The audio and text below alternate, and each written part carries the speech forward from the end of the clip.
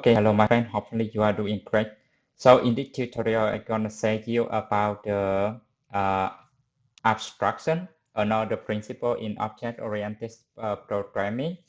So instead of talking about theory, so let's say we have an example that in a company, we have that company has two types of employees. So the first type employee like the contract employee, and the second type like something like full-time employee. And because even they are different type of employees, but you need to pay for them, right? So when you pay for them, and for example, your task is to design an application that can calculate something like P quickly salary. P quickly, that means we will pay them after every 2 weeks. And then that means even we have the contract employee or full-time employee, we always have the method with the name calculate P quickly salary method here.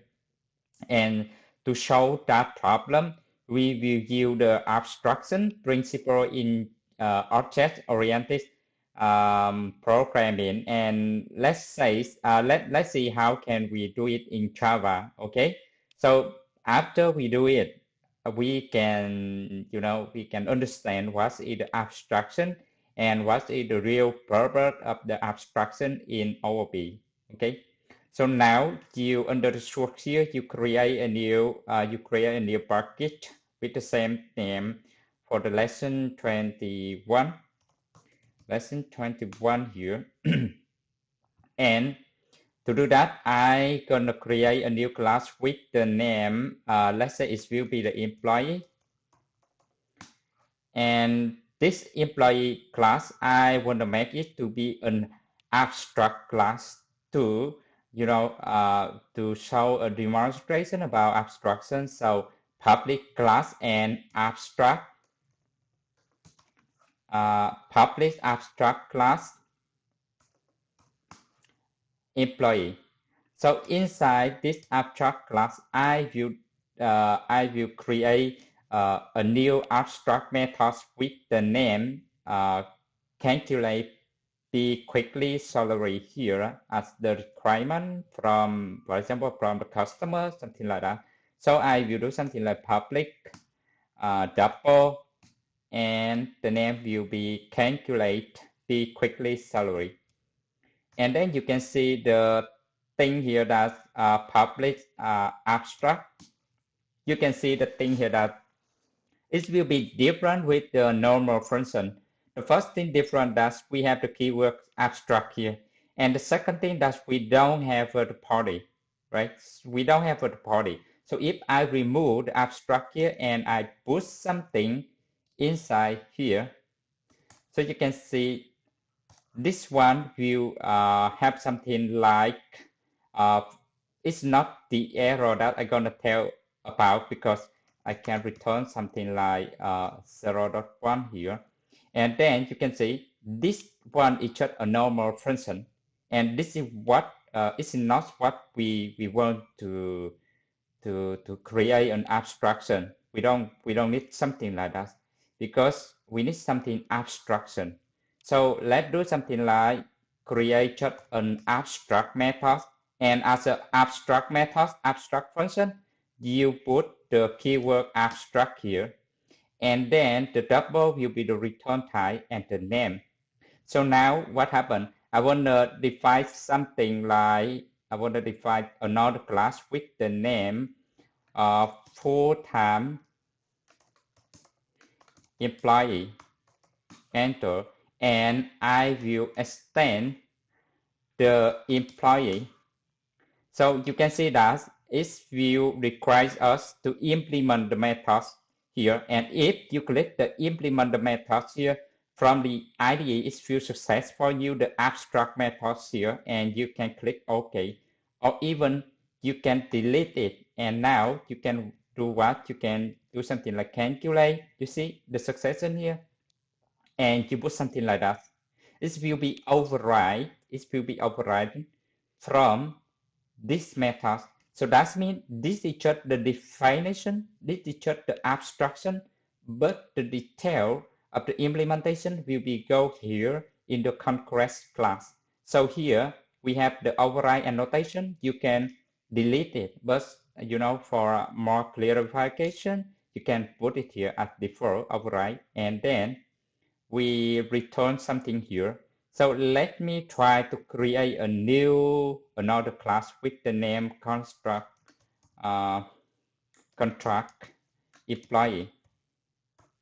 Enter, and then I will extend the employee class as well. So I will do the same thing, that I will try to override the abstract methods here, the same thing here.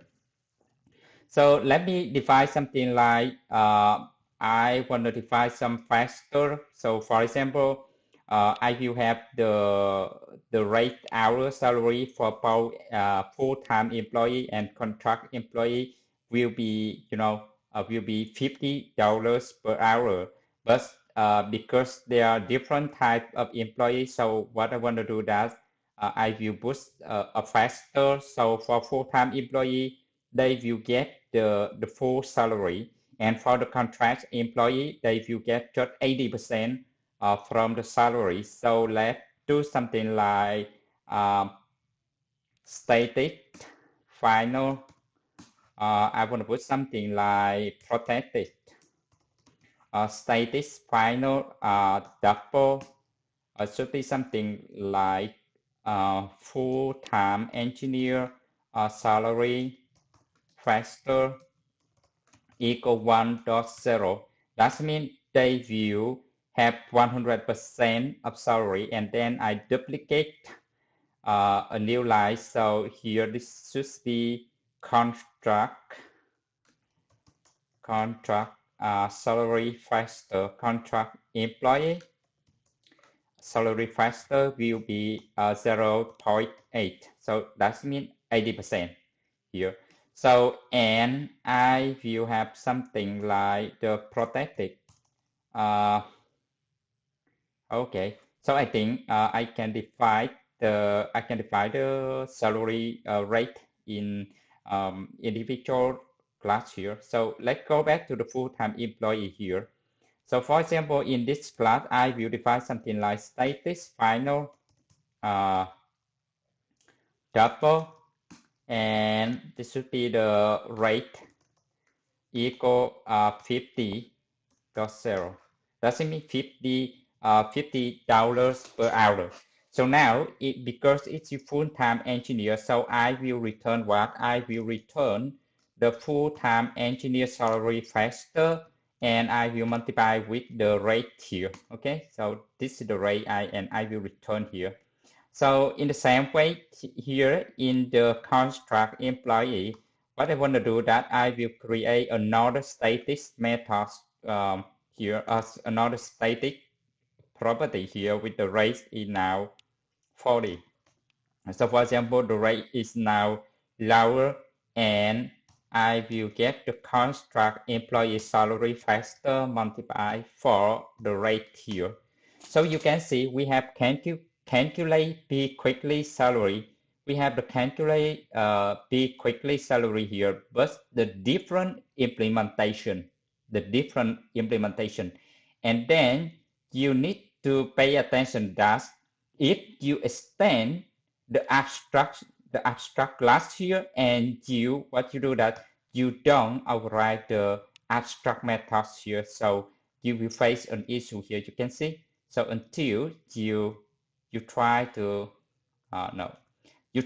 override it. So that means you try to put the detailed implementation inside. So you are safe now. So why we face that errors? Because that will avoid us to forget implement the abstraction here. So you see we have the same methods here, just an abstraction. But inside the conquest class, we will implement the details. So that is abstraction. So the way we abstraction that we will decide our application better.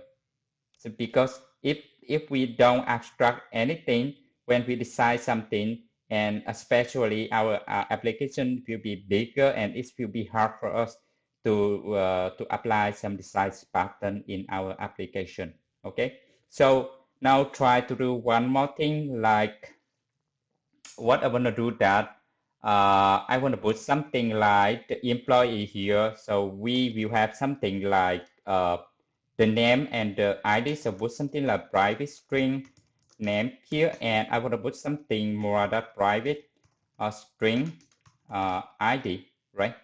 ID. So this one should be private string ID, and I want to generate the constructor for them. Maybe I will generate the constructor for parameter here. So if you say something like the error, so inside this one we need to create constructor to matching with the server here. So I will do the same thing here for the construct employee. So we need to create the constructor to match with the server. We already learned about that in the inheritance lesson. So here what I do that I want to create, not create, I want to override the default toString parameter toString function, and inside I will select name and ID here. If I put OK, so you can see it will automatically generate something for me, but actually it's just something, it will return a string. So you can define yourself any type of string, I mean any string value, but in this case I just get the succession from the IDE that it will print out the employee, the name and the ID here. And what I will do in the concurrent classes, that I will try to do the same thing for toString here, but I will return server toString, and then I will plus something more, that I will plus something like this dot what I want to do that I want to put something like this dot salary. So I want to put something like private double salary. Okay, private something from here, just typo private double salary. So after I calculate, so let's say I have double salary equal this one, and then I will say something this dot salary equal salary. Then I will return this dot salary. Okay, return this dot salary. So inside this, I will return the server toString, and I will plus with something like and something like, let me see, and this is a full-time engineer with salary. Then I will plus this dot salary here.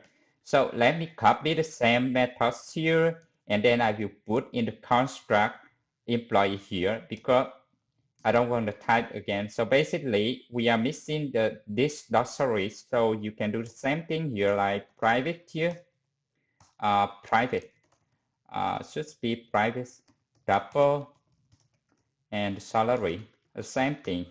So here I want to do something like let's say I will declare a variable with the name double salary, the same name with the property, but now after that I will set this dot salary equals salary, just like the same what we have just done here in the full-time employee. And after that I will return the salary, or salary, or this salary will be the same in this case. So now everything is okay, and this is a contract employee with the salary. So now what I want to do that I will create another class outside of those classes with the name test employee. Enter. And now inside I will create a main method with the name employee. Now with the John line, with the name like employee full-time engineer equal new full-time employee. Okay, and we need a name like John, and the ID as string like 111. And what we do that FTE full-time engineer dot calculate calculate the P quickly salary, and I will print out that full-time engineer. So when you print out that instance, by default, it will call the toString methods, and we will get the info what we have just brought here. Okay, so basically, I just want to remind again, when you print out an instance, you will call the toString methods in that class. Okay, so I will do the same thing for the construct here, like employee construct employee construct employee equal new construct employee, and in this case I put something like my name and the ID is 222, and I will do something like construct employee dot calculate P quickly salary again. So you can see those instances just call the same abstract methods here. You can see if you press command and you click on the marks or OS, or you press the control and then you click, you can see it will refer to the employee abstraction method here, but inside the conquest class here, you can see the details of implementation inside is now different, but what we can see that it refers to the same method inside. So that means we have just done the abstraction. So I will do the same thing, that I will print out the contract employee instance here. Okay, let's try to run it. So you can see here, employee name is John, and this is a full-time engineer with the salary is 50. Okay, and this is the contract employee with salary is 32. Okay, so for example, just an example, because we multiply with the race, and basically we need to multiply for 2 weeks. So that means 2 weeks will be 10 days, right? 10 times working day. So I just want to make a little more sense here. So we multiply with 10 by default. So we run it again by press the Control R. So you can see that now it's more it's make more sense here. So after 2 we clear up. So we have something like 10 days, and each day we work around 8 hours. So we need to multiply for 80 hours, and the same thing here, 80 hours. So you can put something like a constant, like final install, final integer, like the default working hour in P quickly, but I just want to put something quick here, and then you can do yourself later. Okay, so you can run again, and then you can see that the P quickly salary will be 4,000 for John, and it will be 2,560 for me, after 2 weeks. Okay, so basically this is about the abstraction and how can we do it in Java. Okay, so you try it yourself again, and you try to do around yourself, and see you in the next tutorial. Okay, bye for now.